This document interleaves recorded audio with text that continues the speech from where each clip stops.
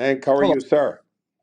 Life's a bowl of cherries, my brother. Life is a bowl of cherries. Hank, I want to start by asking, are you uh, working with any of the mayoral candidates?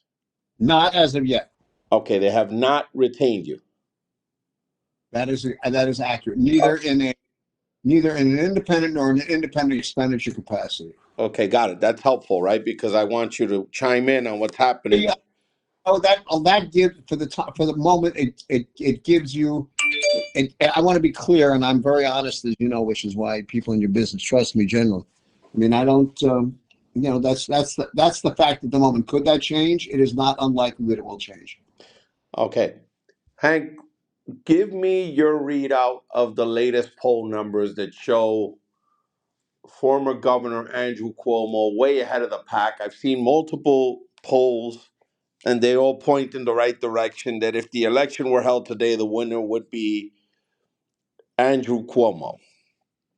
Well, that's likely the case, but all polls are in the tense and the moment that they're taken. So we're not talking about a poll that's done on released on January. What is it? This is January 22. Second. We are now 5 months, a little less than 5 months before the primary election, which unfortunately will determine the outcome, because we'd be better off parenthetically by having nonpartisan elections, considering the number of people who don't turn out to vote, that there's got to be a way to get more people engaged, but we don't have that in New York City. So today, Andrew Cuomo, according to these polls, wins. That's all well and good. And that others who have yet to advertise or to create higher name ID based upon more explosive issues have not yet been heard from, and they might do that. There's that fellow in Queens, the assemblyman, whose name I'm blocking, Mandani. Mm-hmm. I'm going to watch, in my estimation. Why? He's smart. He's fresh. He's young. He's a populist. Now, the true that he is an anti-Semite and an anti-Israel person. People can delude themselves, but when you're that strongly anti-Israel, you're an anti-Semite. So that being said, he's in the woke moment. So could he win this year? Maybe not, because it's a much more conservative moment, and people are very distressed about the living environment in New York City right now. So, could he win? It's not impossible. He is one to watch. I'd watch him. I would not pay much attention to the Park Slope gang. There's enough of them on the left who are going to cut each other up. Lander et al., which is one of the reasons why Andrew Cuomo looks so good. The other thing is that Scott Tring is probably figuring that he's going to do to Andrew Cuomo what he did to Elliot Spitzer. He should not even think that, because they're not the same people. As someone who knocked Andrew Cuomo out of the governor's race when he ran the first time, and as someone who worked for Elliot Spitzer in his winning race in 1998 and did the campaign. So, she's making a big mistake. Hank, how problematic is the mayor's cozying up to Trump, interview with Tucker Carlson, goes down to the inauguration, skips the MLK events? How problematic is that for him when it comes to his base and the people he needs to win this thing? It is a very problematic, because what it does is what it does is, frankly, it magnifies his problems. It makes it more likely that the findings of the poll are in fact become more accurate. How is that so? That Andrew Cuomo does much better with African American people than anticipated. In fact, in some cases, doing much better than the mayor does, which is extraordinary. And by the mayor cozying up to Trump, and the mayor not being available on Martin Luther King Day to do the things that normally should be done, it just makes it less likely that that the mayor will have the kind of response that he wants from his own community. But don't you think there's plenty of time left to make amends? The question will be whether people in any of the communities, whether it be black or brown or white or Asian, will forgive the mayor for what they see as a breach of trust and relationship. He was hired to make sure that we feel safe. And although the statistics may say one thing, the feelings say something else, and people don't vote based upon what's in their heads. They vote based upon what's in their guts.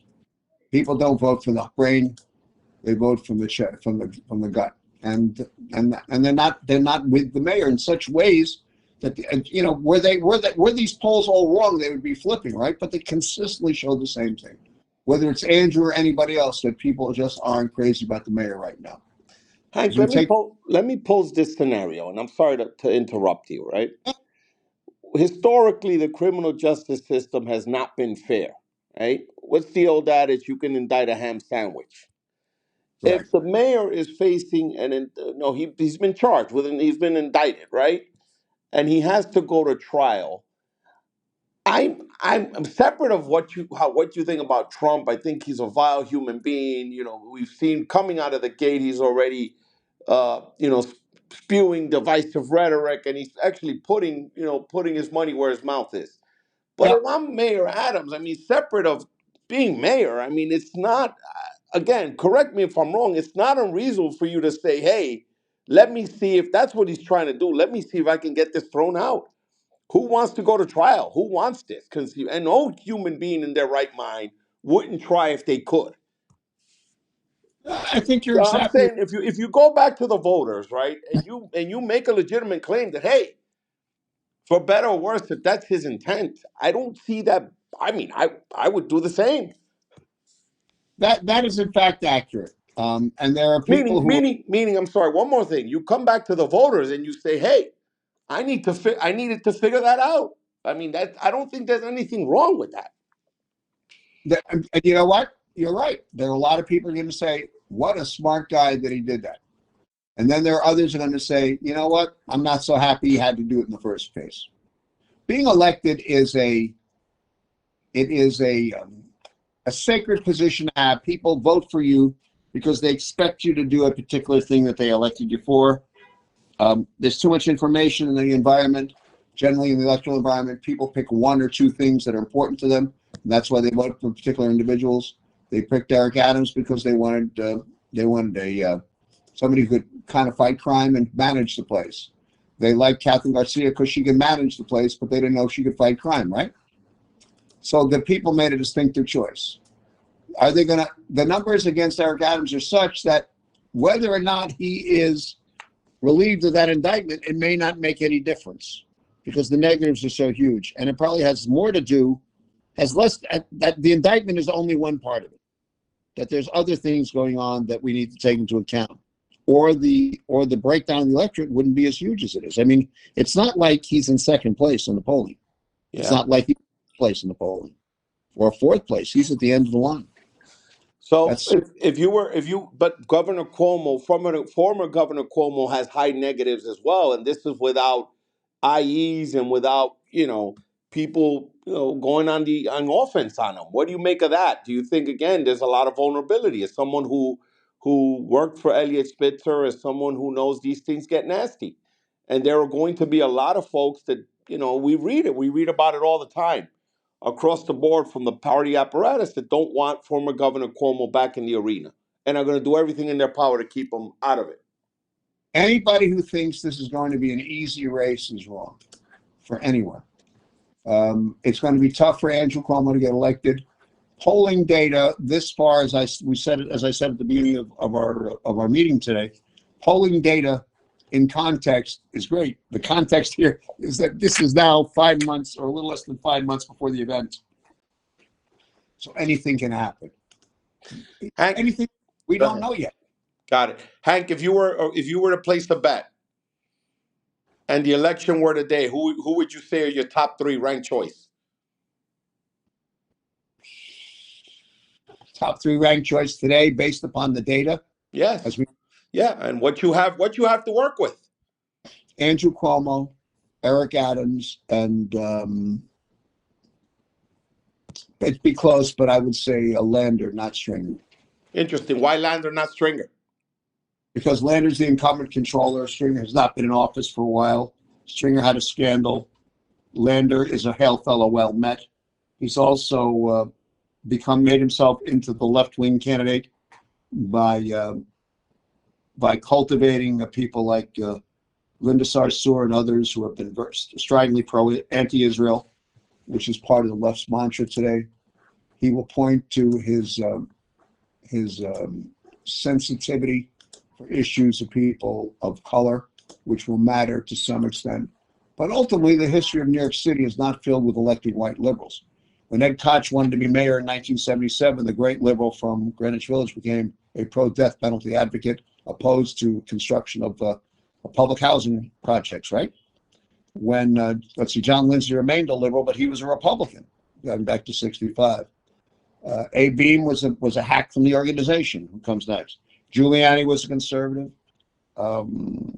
Mike Bloomberg, Giuliani, Fiorello LaGuardia, all have the same issue as Republicans. They ran at a moment when they could win when a crisis confronted the city. Therefore, that thinking is that in a crisis, people will tend to vote for the most stable character they can find, who is likely to be more in the center or to the right. That Hank, only go for ahead. people. Hank, how much trouble is Governor Cuomo in? Governor Hochul, Governor Hochul, a year out. She, Is she in legit trouble, or there's plenty of time to right the ship? there is time to right the ship, but based upon the data, which has been fairly consistent over time, she has significant problems getting reelected. Question is, how does she deal with that? She's going to have to do what she knows how to do best. She is one of the toughest people I've ever met in public life. She's not someone to count out. The budget is a problem. She's going to somehow have to make people believe that she's both conservative on most issues and liberal on some, while the legislature attacks her on all sides because they're not going to give her any room whatsoever. Do you think ultimately former Governor Cuomo runs? If you were to place a bet? I would hock the House today that absent the natural disaster, that Andrew Cuomo runs, and that Andrew Cuomo continues to do well in the polls, and that it's going to be hard to dislodge him. But I also believe that Adams' numbers will somewhat recover, and that it will not be. It may be a very different race come 2 months down the road, 3 months down the road. Recover why? It's what you said before.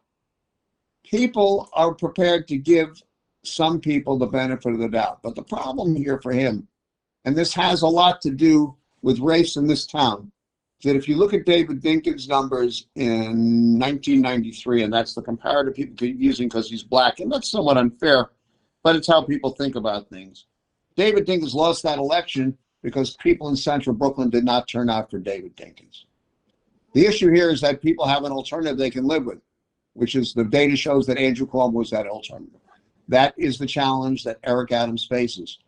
And if he can't unite the community from which he comes, that put him in office, then it will be very difficult for him to get elected. How does former Governor Cuomo, Hank, as someone who's done crisis management and messaging, how does former Governor Cuomo avoid Carl McCall and David Patterson 2.0? Not easy, but can be done. He has. Were I running that campaign, the Cuomo operation, I would be running as a faith candidate. My first ad would open up with a pan shot of all kinds of different ministers of different variations, different races, different religions, different sizes, different dimensions. And then I'd come to him and I'd say, "Hi, I'm Andrew Cuomo. And yeah, no surprise to many, I'm running for mayor. I'm running for mayor because our city is going through a crisis right now. I love this city. It's the place where my parents started, which gave them their lives. My grandparents came as immigrants and built lives. So many are coming here now to do the same. Let's look at the record. I delivered 11 on-time budgets.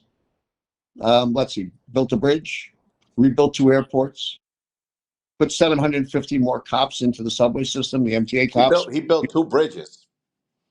2 bridges. Okay, fine. Yeah, that's fine. I put cops into the subway. People said it was wrong at the time. And there's some other things people didn't like. But overall, I worked with people the best as I could to get things done. And sometimes it was tough. I'm running for mayor now because, frankly, we've got to come together. We've got to look and say, there is no Republican New York. There is no Democrat New York. There's only New York. And I think I can bring us together to repair our city. Hank, how do you push back on the following? My mother died of COVID, and it's your fault. a serious problem. The COVID ad that people are talking about is the wrong ad. They're looking for. Someone said to me, "Well, I'll put a father in this. If I were doing it, I'd do it. I put I do gurney and some." I said, "That's not the question. They're missing the point. The point is that nobody knew anything about COVID that at the time, that he did the best he could, whether we like it or not. But the other part of it is he's got to be able to say no one knew anything about it. We did the best we could, or say nothing. And the other side of it becomes not the person who lost a family, but the person who had nobody, who lost everything. That is the greater problem for him. And how he answers that, I don't know.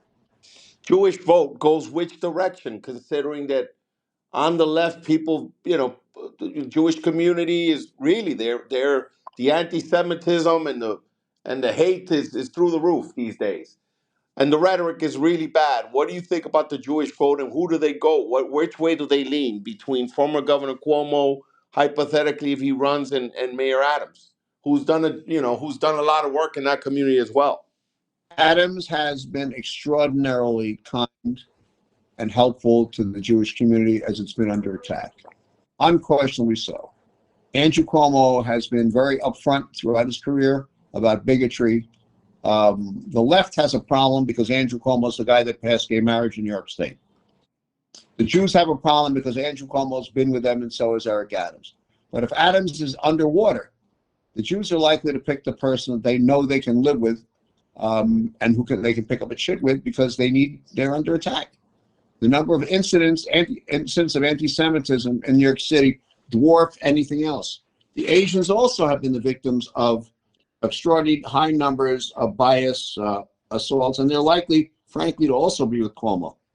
So I think the Jews will in a larger number, be with Cuomo.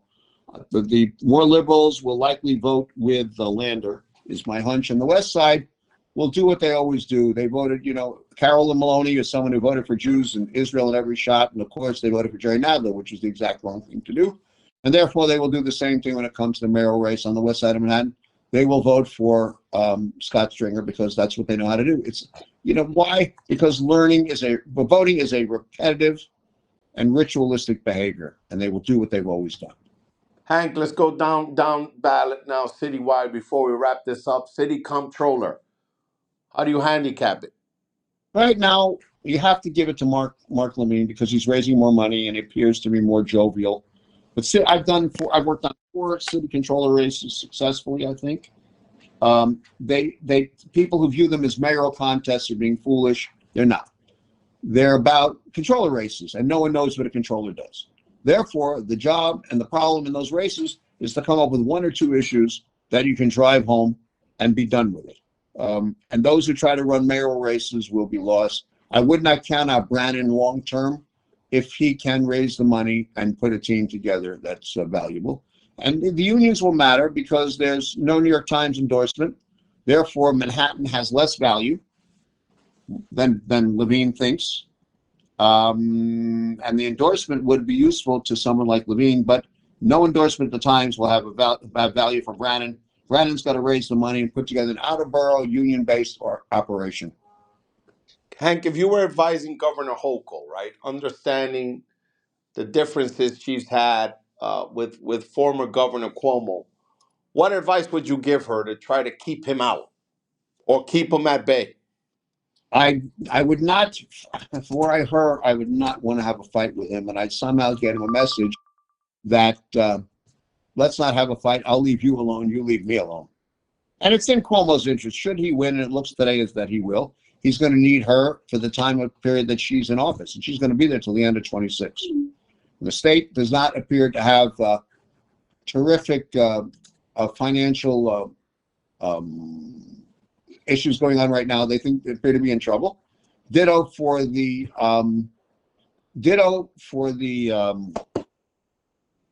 city.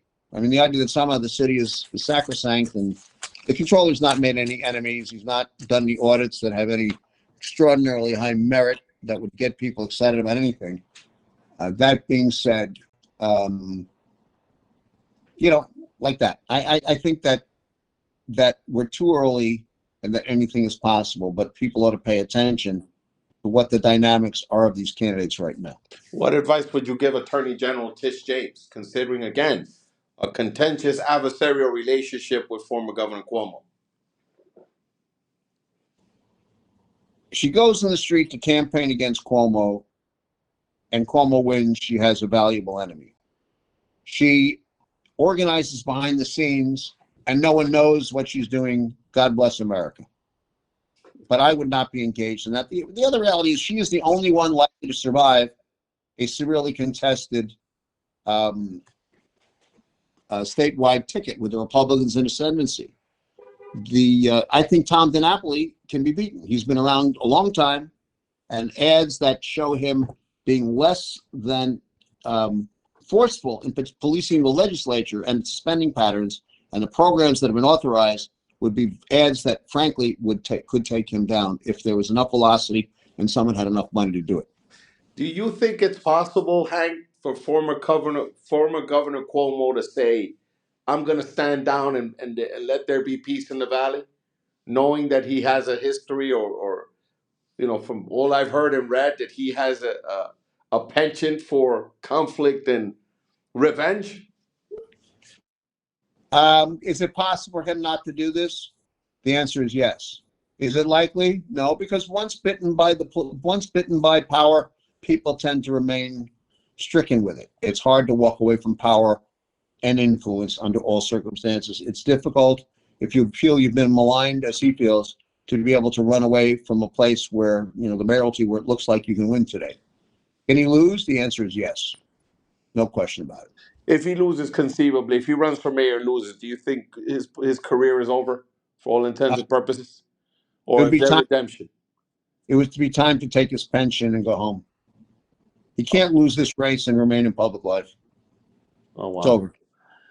Hank, thank you so much for this conversation. A lot of good sound as always. Anything you want to add to the conversation? Any predictions for 2025 that you see that I don't see, or that you want to make folks aware of before The we great wrap? the great tragedy of our politics is the fact that there likely won't be opposition in some of these council districts, which there ought to be.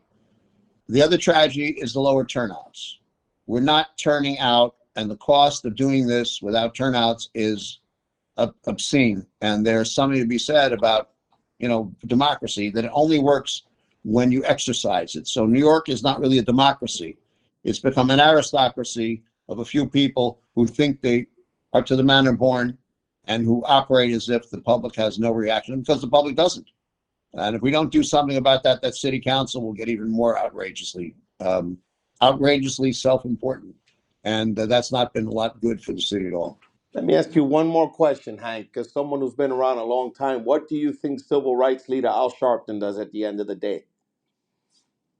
Does he tell Governor Cuomo to stand down, or does he say, "Hey, the writing's on the wall"?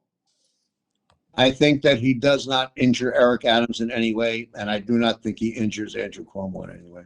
So you think he stays pat? He stays back because he's got nothing to lose. Why? Cuomo wins.